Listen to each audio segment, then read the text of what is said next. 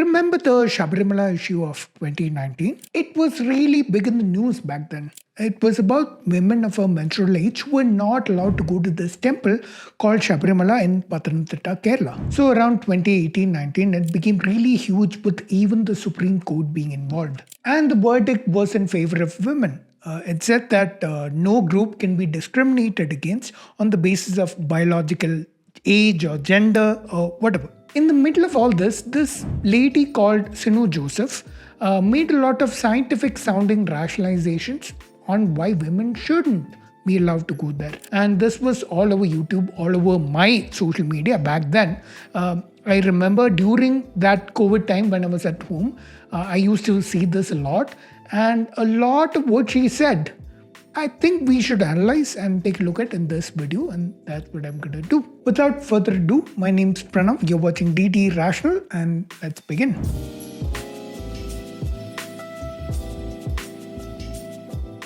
This video is brought to you by my supporters on Patreon, Buy Me a Coffee, Nas.io, and YouTube. If you wish to support me, you can find the links below. So to give you some context, I'm from Kerala, and back when I wasn't an atheist, back when I didn't even know what atheism was, I've gone to Sabarimala a few times with my family and extended family, and I'm familiar with the legend of the temple. So bit of a background, now the main deity at the temple is Lord Ayyappan, who is supposedly celibate according to legend. So women of a reproductive age, that is post-menarche, that is once the periods start, and pre-menopause, the point at which the periods stop, these women are not allowed to enter into the temple. Usually that corresponds to an age of women being between 10 and 50. And as per the legend of the temple, this is done in a way to protect the state of brahmacharya or being celibate of the deity. Now legally none of this was enforced until the early 90s when the Kerala High Court made it illegal for women in that age range to enter the temple. Now I will address the elephant in the room here. Me being an atheist, I have no dog in the race here. I don't really care if you as a woman decide to spend your time and effort and money in going to this hard to reach temple and spending your time praying there. But as a person, I have many more values than just my state of belief in God. I will call out any sort of discrimination when I see it, especially when someone is using science to back up and say why this kind of discrimination is valid when it's just a bunch of pseudoscience, as we'll see as this video goes on. Now all this is where this lady Sinu Joseph comes in. Like I said, around 2019-20, that time, she was all over YouTube telling how all this has a scientific, the rules of the temple have a scientific basis behind it.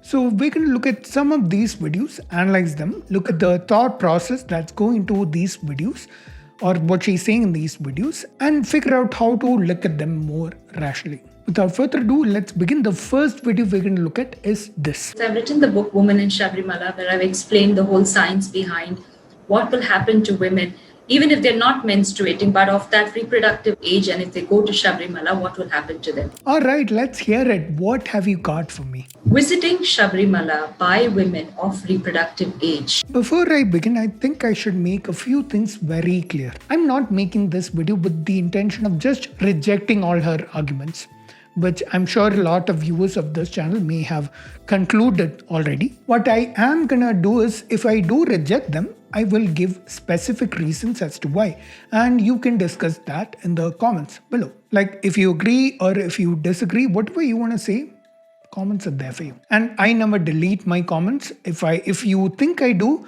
then it's usually because it's just straight up abuse, or it's spam, or maybe YouTube auto moderated your comment for whatever it deems is a spam or an abusive comment. I'm not bothered by your comments to a degree where I need to feel secure by deleting individual comments. I'm not gonna do that. With that said, let's see what she has to say. Visiting Sabarimala by women of reproductive age can badly alter their menstrual cycles. This is not just about stopping your period.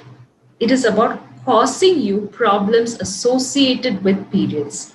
That's great. That would be a legitimate reason. if it were true. And for that, we need to know if this is the way it happens in the real world. And how do we know if something is consistent with reality? Evidence. The more statistical, the better. Right now, this is just a claim. What we need is evidence. That is, some observation that reality actually matches with this. So I'm expecting some sort of research or evidence about women's reproductive health and how that gets affected when she goes against the rules of this temple. Let's see what she gives us. But there are 6 of the major chakras aligned along your spinal column. And Sabarimala represents the 6th chakra, which is the higher of the chakras located between your eyebrows, called the Agnya chakra. I am so disappointed. I've seen this explanation given with chakras, not only in this context, but in many others as well, like traditional medicine, in things like astrology or Vastu Shastra. And in all of these contexts, I've never seen anyone describe how to observe or detect the energy in chakra. It's always some supernatural thing that kind of, is intangible, right? And I don't see any discussion of evidence or observation except a little while later in this video, which I'll comment on later, but no statistical evidence or observation regarding any of this. Just concepts and ideas that have no connection with reality. See, I can also come up with a concept like this. Like I can say that there is this spiritual energy called jig in the eye of a woman, and that gets activated when she goes to Sabarimala during her reproductive age, and there's a chance that she might go blind. Now, unless I can show this to be true with actual cases, several cases of women going blind for doing exactly this, my idea or concept is worthless. And the only difference between my concept and this is that many people have heard of this chakra concept thanks to it being passed down over many generations. But many people being familiar with it is not enough for an idea to be true, right? It needs evidence before you can say it's true. The way to think rationally about this is, how can a concept like chakras that is so disconnected from reality have such a huge impact on something in the real world like a woman's health? Physical health. There are 6 of the major chakras aligned along your spinal column, and Sabarimala represents the 6th chakra. Now I'll take you through the subtleties in some of what she's saying that you might not notice right away. And if you pay attention to these words in future claims that you come across, you'll be able to spot these red flags more easily. Notice how she says Sabarimala represents this particular chakra, or that these temples correspond to these chakras. When you straight away walk into Sabarimala without going through the other 6 temples which correspond to your other 6 chakras, you can also find similar claims using the words denotes or indicates instead of the word represents. See, these words don't tell you anything about what's actually there. For example, I could say that this symbol on my shirt or my badge represents courage, or this color on the Indian flag indicates strength. No one's talking about any strength or courage that's actually there.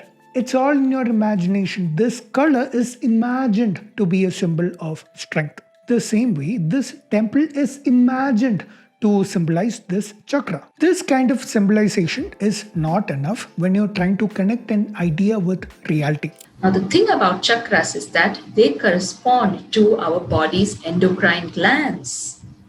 So the lower chakras of Mooladhara, they correspond to our excretory organs and they facilitate those processes.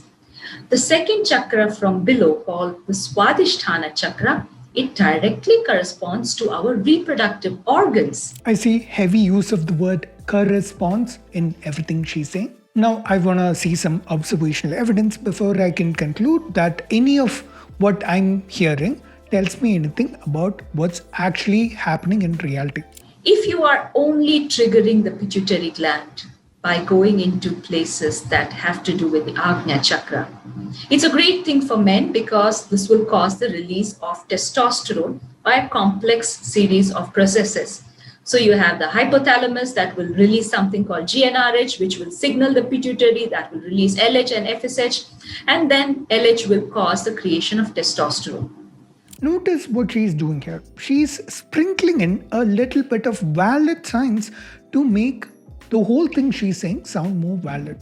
If you pay attention next time, you will hear a similar pattern, that similar thing that people tend to do in many other claims you hear. They try to make what they're saying sound more valid by adding a bit of legitimate science to whatever they're saying. And yeah, this is all legitimate science on how the body produces testosterone. These are actual processes that go on in the body. But that one part in the beginning about chakras has no science in it. She may think that it has some science in it. She may say something like, hey, this is all part of Indian knowledge system and so it's scientific. But no, that's not what makes a thing scientific. Unless there's observational evidence there is no science in it. Now, speaking of observational evidence, she does mention something later on in the video and we'll comment on that soon. But before that, let's look at her final argument on why women shouldn't go to Sabarimala. So in women's bodies, yes, we have testosterone, but that's in a minute proportion compared to what we have in a male body. And it is in fact testosterone that your ovaries and adrenal glands will act upon to convert it into estrogen, which is the female hormone. So for women, for them to have a good reproductive health, the testosterone that is released in their body by their ajna triggering the pituitary has to necessarily be converted into a female hormone. Now that conversion happens in your ovaries, governed by your Swadhisthana chakra. But if you create an excess energization of just the ajna and at the same rate you don't energize the Swadhisthana, your ovaries are not able to keep up. Notice how she uses a lot of science again to make her arguments sound more valid. It is true that there is a process in the body that derives estrogen from testosterone. But everything she says about chakras activating this process of producing these hormones is pseudoscience. And there is also another flaw with this argument. If she's saying that women activate the pituitary too much, producing excess testosterone in their bodies, then she also mentions in this same video about some other temples which activate the chakras that correspond to your reproductive system, ovaries for women. So if women go to these temples along with their trip to Sabarimala, then both chakras are activated and this problem shouldn't arise, right? So if they do it that way, then they should be allowed to go to Sabarimala, right? But I'm sure she's not trying to argue this point. She's clearly trying to rationalize why women shouldn't go to Sabarimala. Just think about this point a little.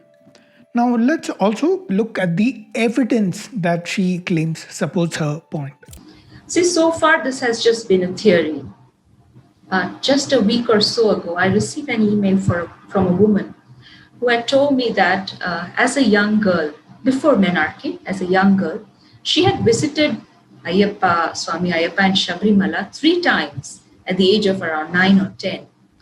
And later when her period came, it was always very disturbed, very painful, and she developed highly masculine qualities, excessive facial hair, masculine voice, a masculine physical structure. Now, first of all, this is an example of anecdotal evidence where a single person's experience is being used to support whatever idea is being presented. It's like saying, hey, I have a stomachache, I drank this juice and now I'm okay. That means this juice is a cure for all stomachaches. Clearly not, right? It could have been something else that he ate that fixed his stomachache. Or maybe it had nothing to do with the juice and his stomachache just got better over time. And he's attributing this to the juice. This is the problem with anecdotal evidence. When you have an outcome that could have resulted from any number of reasons, like here the stomachache could have been cured because of maybe the juice, maybe it got cured over time, or maybe because of something else that the person ate, or maybe because of regression to the mean. But the only information that we have is the stomachache got cured. We don't know what cured it. In such cases, concluding that the juice was the entire reason for the cure is problematic. Now, the example that she gave is exactly the same, where one person, a girl, attained menarche, which is the start of her periods, and she developed some masculine features like facial hair, and she's attributing that entire thing to her visits to Sabarimala. The conclusion that this visit is what caused her masculine features is problematic. It could have been any number of factors that led to her condition. Maybe she was genetically predisposed to a medical condition. Maybe it was some environmental factor that led to her condition. In the absence of more information, it is impossible to conclude that her medical condition that she developed is entirely because of her visits to Sabarimala. So, what do we do for this more information that we need? Now, if we had more people with a similar experience and we have documented evidence of this, then we have something to go on, but none of that is mentioned here. Second, now even if this anecdotal evidence is valid, this girl visited Sabarimala before Menarche, which is what women are allowed to do, and she still developed her medical condition. Doesn't that go against everything that the temple rules say and everything that this lady Sinu Joseph is saying? This is how you think rationally about claims like these that you encounter. Now, these are all arguments in this video, but that's not all she has said.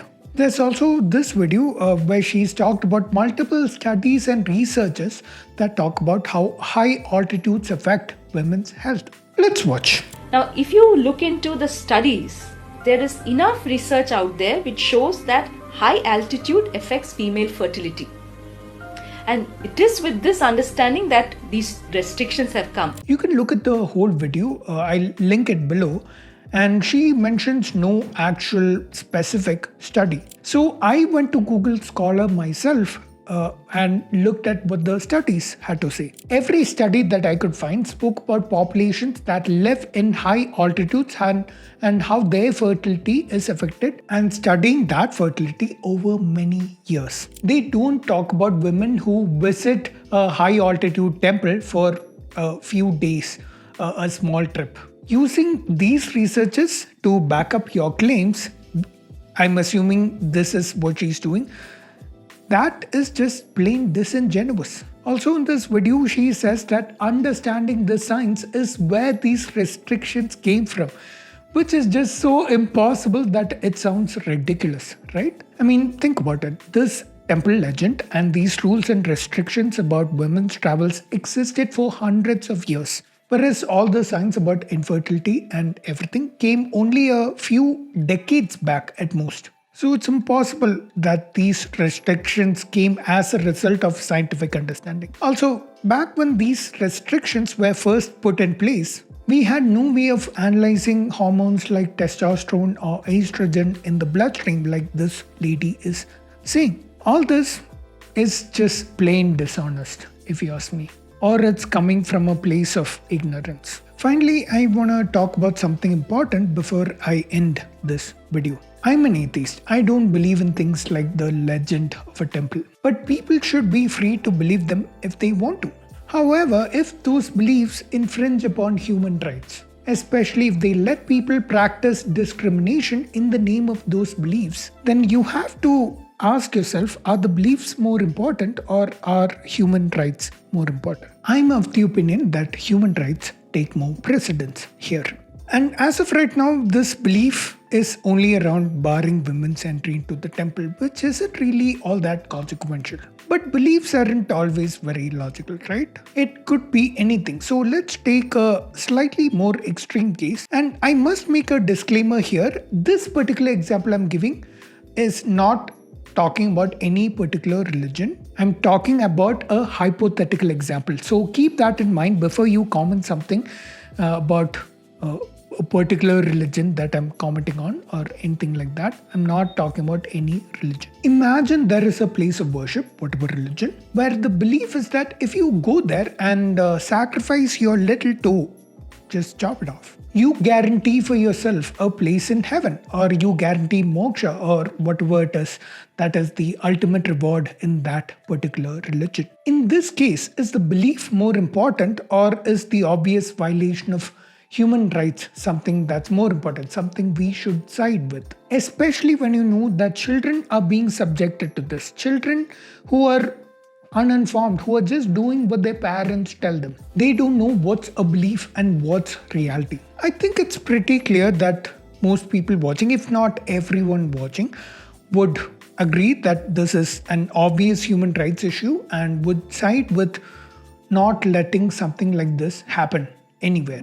Now, given that is the case, let's come back to this Sabarimala issue. Should we be giving more importance to a belief that allows the practice of discrimination in a public space, or should we look at the obvious human rights violation here? Especially when it's pretty clear that there's no other reason, nothing scientific or research backed, that say that a woman shouldn't go there, no matter how much people like Sinu Joseph over here might rationalize the belief using science. Now, if there is some science or some major research that makes a compelling conclusion, then the story and maybe my own opinion would be different.